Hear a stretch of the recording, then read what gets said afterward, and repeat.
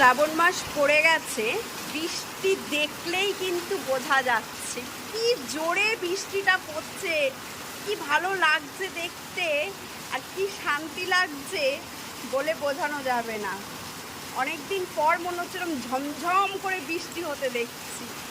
শ্রাবণ মাস পড়েছে, কিছু কিছু জিনিস দেখলে বোঝা যায়, যেমন এই যে বৃষ্টি এই যে ঘরে ঘরে এরকম শিব পুজো হয়েছে, হাতে সবাই চুড়ি পরেছে, এই সমস্ত দেখলেই না মনে হবে যে না শ্রাবণ মাসটা পড়ে গেছে। যদিও বা আমি এখনও চুড়িটা পরে উঠতে পারিনি, কাল গেছিলাম পড়তে, কিন্তু এত ভিড় যে আমি ভিড় ঠেলে আর পরে উঠতে পারিনি। তবে আজ যাব, কারণ পৃথিবীর সেরা বলদ হচ্ছে আমি। সবাই ভিড় ঠেলে পড়তে পারছে, আমি একজন ব্যক্তি যে ভিড় ঠেলে পড়তে পারিনি, তার জন্য ছেড়ে দিয়েছি, আজ যাব।